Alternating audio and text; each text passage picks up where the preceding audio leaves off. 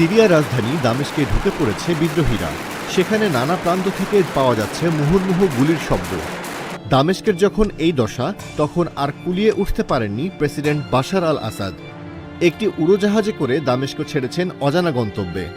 বার্তা সংস্থা রয়টার্স সিরিয়ার 2জন জ্যেষ্ঠ কর্মকর্তার উদ্ধৃতি দিয়ে এ তথ্য জানিয়েছে। তবে কোথায় গেছেন 59 বছর বয়সী আসাদ, সে সম্পর্কে কেউ ধারণা দিতে পারেনি।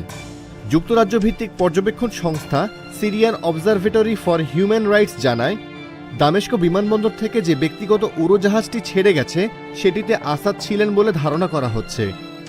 এর পরপরই বিমানবন্দর থেকে সরকারি সৈন্যদের সরানো হয়।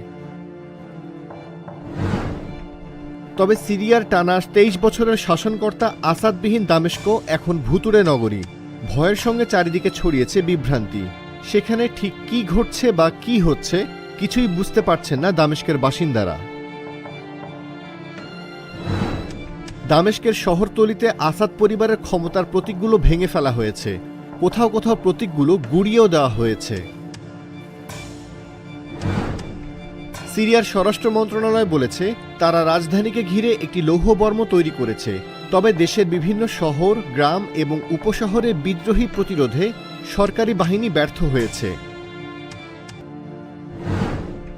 পালানোর আগে গত 6 ডিসেম্বর দামেস্কে আসাদের সঙ্গে দেখা করেছিলেন ইরানের সর্বোচ্চ নেতা আয়াতুল্লাহ আলী খোমেনির একজন উপদেষ্টা। তাই অনেকের ধারণা আসাদ শেষ পর্যন্ত আশ্রয় নিতে পারেন ইরানে।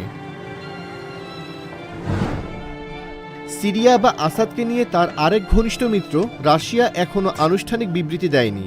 পর্যবেক্ষক কারো কারো ধারণা, ইরান না হলে রাশিয়াতে আশ্রয় নিতে পারেন বাশার আল আসাদ।